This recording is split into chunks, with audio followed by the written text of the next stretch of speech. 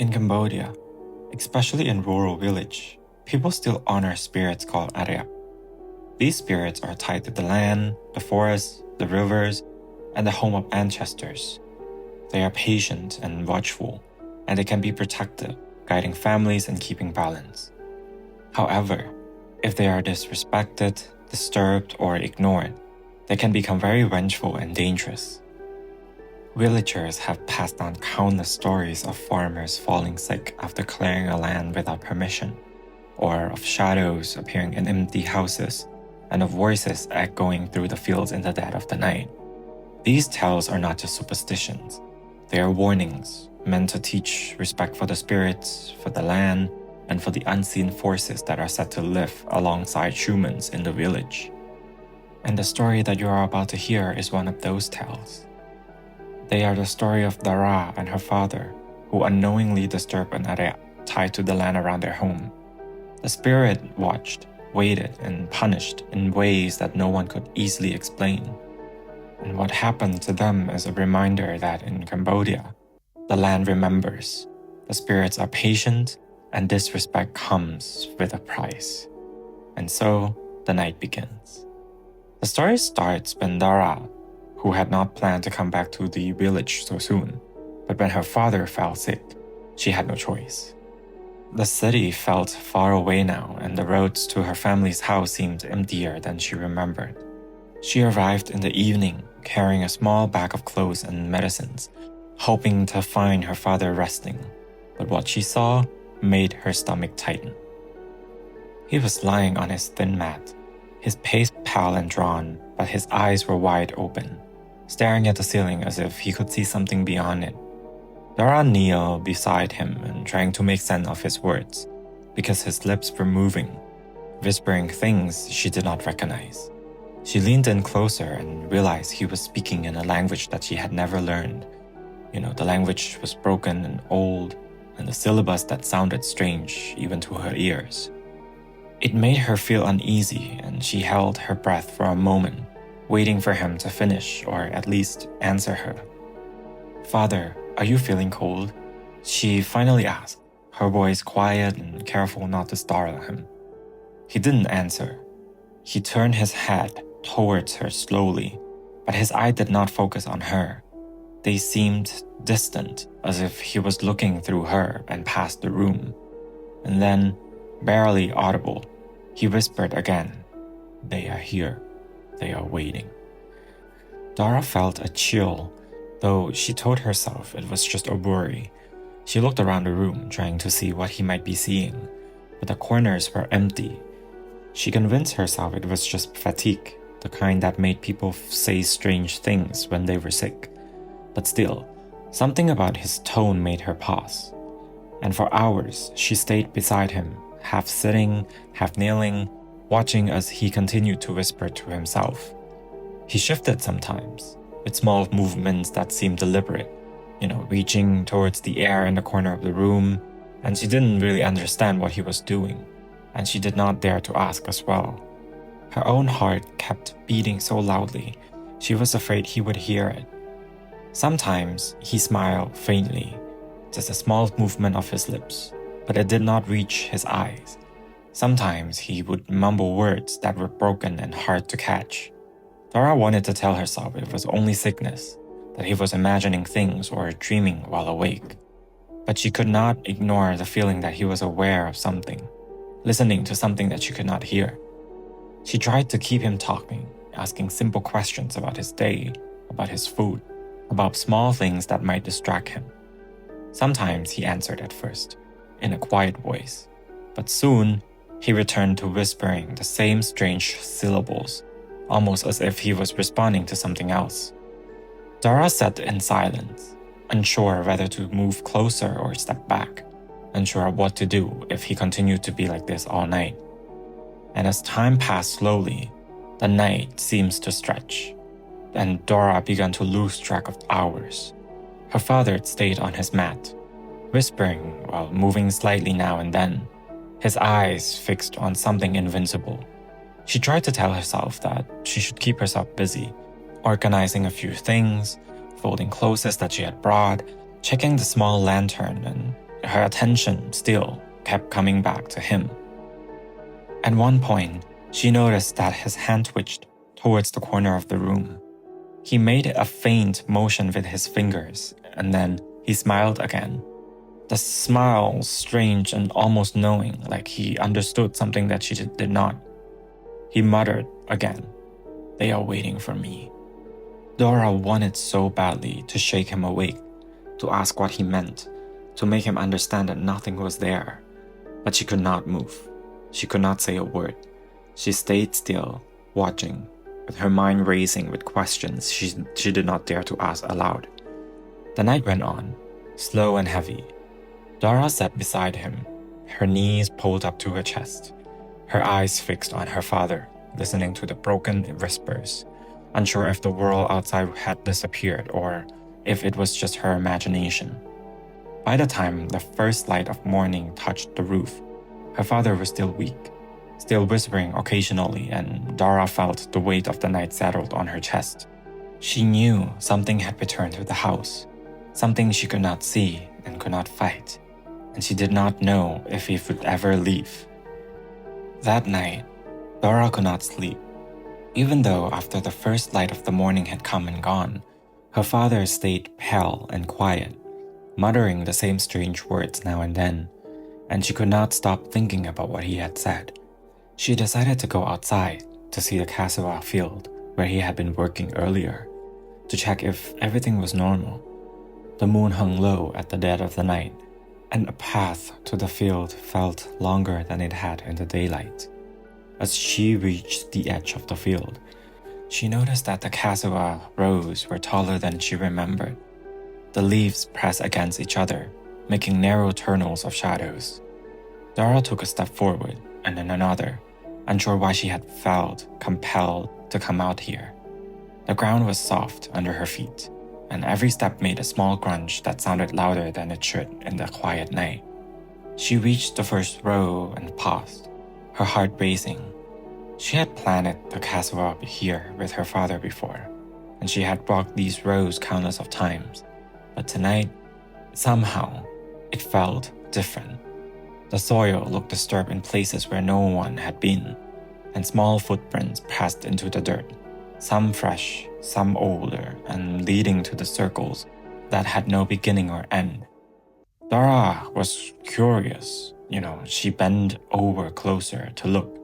She could not make sense of it. Nothing human could have made these tracks of footprints on the field in such a pattern. A low rustle ran through the field, soft but deliberate. Dora froze suddenly, gripping a small stick she had picked along the way. She thought she saw movement between the leaves, and when she blinked, nothing was there. Still, the feeling did not leave her, a sense that someone or something was following her in the field, watching from just far beyond her vision. She stepped further into the rows, trying to tell herself that it was just the wind or an animal, or anything that would make sense to her. But then she heard it, a faint whispering, carried on the night air. It was soft at first, like someone was speaking under their breath, and then it grew, a rhythm of words she did not understand. Dora stopped. Her body felt heavy. She strained to listen and trying to make sense of the words, but they were broken, old, and impossible to understand. The footprints in the soil seemed to multiply, and now there were patterns she could not follow, trails that twisted back on themselves and disappeared under the cassava leaves. Her mind raced. She wanted to run back home, but something kept her rooted there, watching, afraid to look away. Suddenly, she saw it, or at least she thought she did. A shape moved among the leaves, and tall and rigid, standing straight and still like a person, but too stiff, too quiet to be human. Dora's breath caught. She wanted to call out, but her voice would not come out. She took a cautious step forward, and the figure did not move, only seemingly to shift slightly, leaning as if to watch her more closely. A soft sound came from the soil beneath her feet, a scratching, almost like nails against the ground. Dara looked down. Nothing was there, but her mind filled with images she could not erase. She felt a pressure, as if the earth itself wanted her to step back, to leave, but she could not move fast enough. Then she heard voices from the direction of the village, distant but clear. A man shouting angrily, speaking in words she did not recognize. The sound seemed to come from nowhere and everywhere all at once, echoing across the field. "You have taken what's mine. You will pay." The voice was broken and deep and full of rage. Dara's stomach dropped. She knew it was the Arya, angry at her father, angry at someone who had disturbed the land, angry enough to reach across the night and call them out. She wanted to scream, to run, to reach her father, but the field seemed larger now. The rows twisted like a maze. Every step she felt slower than it should, and the whispering from the plants continued. With the distance, shouting did not stop. Dara realized with a cold certainty that the field was alive in a way that she could not understand. Something was moving, watching, waiting, and the land itself seemed to be holding a secret that it was not willing to share. After what felt like hours, though it had only been minutes, Dara finally stumbled back toward the edge of the field. She looked over her shoulder once more and thought she saw the shape among the leaves again, still standing, tall and silent, as if it had been waiting for her to leave. Her heart pounded. She did not look again. She ran back to the house, tripping over roots and soil, not daring to breathe until she reached the door. Inside, the lamp flickered as her father muttered softly, almost absent-mindedly, "They are waiting." Dara shivered and sank to the floor. The field was still behind her, silent now, but she knew the voices and the footsteps and the figure had not gone. They were only waiting for the next night, for the next step she or her father would take. The next morning, Dara woke to a strange silence that settled over the village. It was not the quiet dawn or soft and peaceful. It was heavy, the kind of quiet that made her stomach tighten and her heart beat faster. When she stepped outside, she noticed immediately that the animals in her father's yard were behaving very oddly. The chickens bundled together in a corner, their heads lowered, feather ruffled, and they would not move even when Dara walked near them.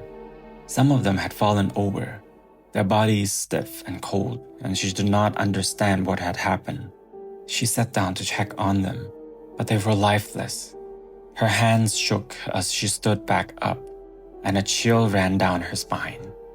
The dogs, usually barking at strangers and running through the field, refused to enter the house. They stood outside, growling low and staring at the cassava field as if they could see something invincible to Dara. When she tried to call them in, they barked once, sharp and tense, and backed away, their eyes wide and fixed. Even the pigs acted strangely. They huddled together, trembling in fear, facing the field as if waiting for something. Dara had never seen them like this, not even when a storm had come through the village. She tried to feed them, but they ignored her completely. It was as if they were waiting for something, listening for a sound only they could hear. Dara ran back to her father, who was still lying on his mat, weak and quiet, muttering those same strange broken words in an old language. She told him about the animals and about how they refused to eat and they all seemed afraid of something. He nodded slowly, his eyes distant, and muttered again, "They are waiting. They are angry." A few neighbors came by later, curious about the unusual behavior of the animals. When they saw the pigs and the chickens, they whispered among themselves, glancing towards the cassava tree. Some said it was bad luck. Others said it was the Arya, the spirits that had once belonged to the land before anyone had farmed it. Dara listened silently, her stomach tight with fear. She had never believed much in the old stories, but now, With her father sick and the animals so restless, she did not know what to think. By the evening, the chickens and the pigs had returned to some form of normalcy. Though their eyes were wary and the dogs continued to stay outside, growling at the dark line of the field. Dara watched them, her mind racing, and she realized something had changed. The land itself felt different now, like it had a presence she could not name. It was waiting, watching, and she knew that this was only the beginning. That night, Dara stayed awake longer than usual, sitting near her father as he lay quietly on the mat, still muttering the same broken words from earlier. The house felt heavier than before, and though she could not explain why, and she kept glancing towards the corners as if expecting something to appear. At first, nothing moved, and only the silence were broken by the soft creak of the wooden floorboards as the wind shifted outside. And then she saw it, a shadow, tall and still, standing against the far wall of the house. At first, she thought it was just her imagination, a trick of the flickering lamp, but as she watched, it did not flicker, like it did not sway, it only stood there, rigid and silent, as if it was waiting for something. Dara held her breath, her hands tightening around her knees, unsure if she should speak or move. Her father mumbled something under his breath again, a single word that she could not understand, and for a moment, the shadow seemed to shift slightly, leaning forward just enough to suggest that it was watching him, not her. Dara's stomach turned, and she swallowed hard, forcing herself to remain quiet. She knew that if she had made a sound, it might draw attention, though she did not know to whom. Minutes passed, long and slow, and the shadows did not move. It was still there, patient and silent, and the air in the room felt thicker and heavier, though Dara could not explain why. She wanted to look away, to pretend it was not there, but something in her chest would not let her. She had the sense of the shadow was aware of her, that it had noticed her watching, and yet it did not move, it did not speak, it only waited. Her father shifted slightly, his eyes rolling towards the shadow as he whispered again, "They are not pleased." Dara could not tell if he meant the shadow, or the field, or something else entirely, but the words made her shiver. The lamp flickered, sending long trembling shadows across the walls, and for a brief moment, she thought she saw the shadow took a step closer, though when she blinked, it was still standing there in the same place. Dara wanted to speak, to ask him what he was saying, but her voice would not come out. She tried to convince herself it was only fear, only tiredness, only the imagination of a girl too worried about her sick father. But she could not. There was something there, waiting, and it was patient, silent, and unyielding. Hours passed like this, the shadow standing, her mother muttering something quietly, and Dara sitting stiffly beside him, too afraid to move, too afraid to breathe too loudly. And when the first light of dawn began to touch the roof again, the shadow was gone. But Dara felt a weight in the room that did not leave. Something had been watching them through the night, something old and patient, and she knew that it would return the next night. Even as she rose to help her father sit up, she could not shake the feeling that they were no longer alone in this house. The air felt different, and the walls felt tighter, and Dara knew that whatever had been there, whatever had waited silently, was not finished with them. Over the next few days, Dara noticed her father was getting weaker and weaker, though it was not like any sickness that she had seen before. Even the doctor had no idea what was going on. He ate very little, rarely drinking water, and his hands shook constantly, twitching as if he was reaching for something invincible. Sometimes, he would sit quietly on the mat, staring at the walls for long stretches of time, muttering in that same broken old language, and Dara could feel a weight pressing on her chest whenever she heard him. At night, he no longer slept. Dara would find him sitting in the corner, eyes wide open and whispering to the shadows, sometimes laughing softly to himself and other times muttering words that made her shiver with fear. She tried to ask what he was saying, tried to tell him to rest, but he did not answer her. He only waved his hand vaguely as if chasing something away and whispered, "They are not pleased. They are angry. They want..." Dara could not finish the thought in her mind. Every time he spoke, her fear grew. She started noticing small things around the house changing. Small marks on the floorboards, a mud that seemed to appear from nowhere, doors that she was so sure that she already closed them, left open. Sometimes, when she turned to a corner quickly, she would catch a shadow in the corner of her eye, tall and rigid, standing still as if it had been waiting for her to look. The animals in the yard grew restless again. Chickens refused to move. Pigs huddled in silence, and even the dog would not come inside. Dara began to understand that her father's decline was not just sickness. Something had attached itself to him, something angry and patient, and she had no idea how to fight it.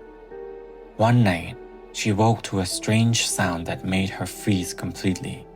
It was coming from the field, distant but clear. A man screaming in anger, shouting in words she did not understand, repeating the same phrases over and over again. It was a voice full of rage and warning, a voice that chilled her blood. She pressed herself against the wall, afraid to move, listening as if the shouting echoed across the field, carrying with it the sense of someone or something punishing her father. Her father had started to wander at night, moving without direction, sometimes muttering, sometimes laughing, sometimes crying. Dara would follow him, trying to guide him back to the house, but he seemed compelled to go outside, towards the field. And one night, he disappeared completely. She ran after him, calling his name, her voice breaking until she reached the edge of the cassava rows. There he was, on his knees in the dirt, digging into the soil with his hands. Dara screamed, but he did not look at her. He began to eat the soil, forcing a handful of soils into his mouth as if he had no control over himself. Dara's chest tightened. She could see movement in the dirt, faint glimpses of hands clawing from below, grabbing at her father, trying to pull him down into the ground. She screamed, rushing forward, grabbing his shoulders and pulling him up, but his body was rigid and heavy in her arms. The screaming from the distance grew louder and the angry voice of the area reaching through the night, full of fury and warning. Dara realized that in that moment, the spirits had claimed a part of her father, that it was pulling him deeper into its world, and she had no idea if she could save him. She held him there in the dark, shaking and crying, and the field around them alive with sound and motion, and wondered if anything would ever be the same again. The area had returned, patient, angry, and unstoppable, and Dara knew the night would not end peacefully. By the next evening, the whole village seemed tense, though no one could say why. Windows were shuttered early and doors bolted tight, and even the children stayed close to their parents. Dara could feel it in the air, the quiet weight of something waiting, and she knew the area's anger was spreading beyond her father and the field. It started with a faint sound, soft at first, drifting across the village like the wind. A voice, deep and broken, calling words that no one could understand. Then it grew louder, more urgent, like a man screaming with anger and frustration. People woke from sleep, running through the windows, trying to locate the sound, but it seemed to come from everywhere all at once, echoing across the fields and around the houses and through the empty streets. Neighbors gathered in small groups, whispering to each other, their faces pale and tense. Some said it was a man shouting, someone angry in the night, but no one could see anyone outside. Others whispered about the Arya, the spirit of the land, angry because someone had disturbed it. Dara's heart pounded as she recognized the voice. It was the same one that she had heard the night her father started digging into the soil. The spirit was calling for him, shouting its fury and making the whole village tremble with its presence.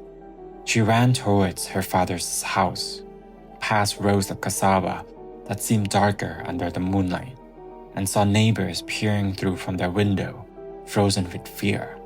The shouting continued, echoing off the walls and shaking the very ground beneath them. It wasn't just noise, it was a warning, a threat, a claim on her father that no one could ignore. Inside the house, her father was sitting on a mat, shaking slightly, whispering in his broken language, and now he occasionally cried out, answering the spirit in his own voice. Dara grabbed him, holding him tight, trying to calm him down. But every word he spoke seems to feed the Arya's fury. The walls trembled faintly and the floorboards creaked, and the distant shouting grew, filling the night with anger and warning. Some villagers tried to come in closer, but when they neared the edge of the field, they stopped. Something about the air made their skin crawl. The voice of the Arya was everywhere, surrounding them, speaking directly towards the father, warning him and punishing him, making clear that no one could interfere. The shouting continued well into the night, broken, angry, patient, and no one slept. Dara stayed with her father, clenching him as he whispered and shivered, and the voice of the spirit echoing around them, reminding them both that the land belonged to something older than the village, something that did not forgive or forget. And in the distance, the other villagers listened, pale and silent, understanding that finally the Arab's anger had reached them all, and that it would not rest until its claim was satisfied. The next morning, Dara decided that she could not face the field alone again. She needed help, someone who understood things she could not. She went to see the old monk who lived at the edge of the village, a man who had spent decades tending to the temples and helping villagers with illnesses, misfortune, and strange happenings. The monk listened quietly as Dara explained everything: her father's sickness, the whispering words, the shadow in the house, the angry voice that echoed across the field, and the terrifying scene of her father digging into the soil. She spoke quickly, trying to get all of the words out, but the monk did not interrupt. He only nodded slowly and his eyes heavy with concern.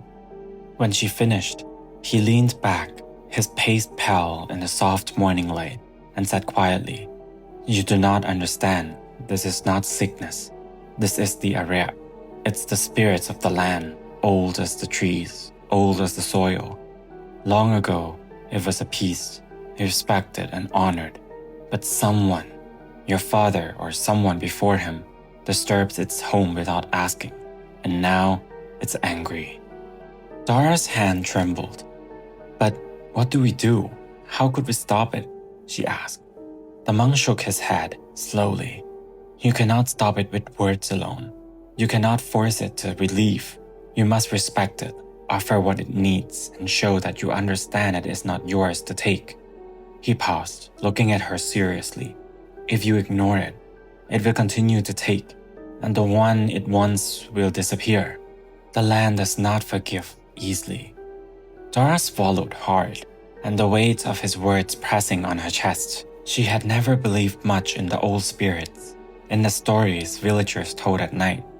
But she had seen what the Arya could do, had watched it reach into the soil and try to claim her father. She realized now that the monk was telling the truth, that something was patient, ancient, and angry had been awoken, and would not rest until it was satisfied. The monk handed her a small bundle of herbs and a few carved wooden tokens. "These will help," he said, "but they were only tools. You must act with humility.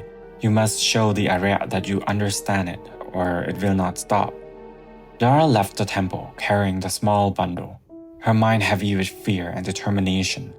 She knew she had to face the field again, had to face the spirit that had claimed a part of her father. The villagers watched silently from their windows, whispers following her as she returned home, and Dara understood that the Ariat's anger had reached them all. The night would come again, and with it, the spirit's claim.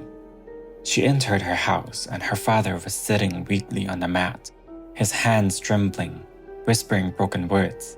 Dara kneeled beside him and holding the bundle tightly, and prayed that whatever she was about to do would be enough. She did not know if it would be. She only knew that the Ariat was patient, angry, and waiting, and that the night would not forgive mistakes.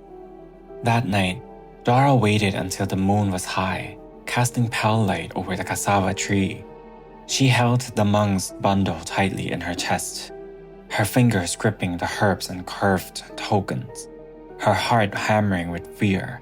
She knew what she had to do.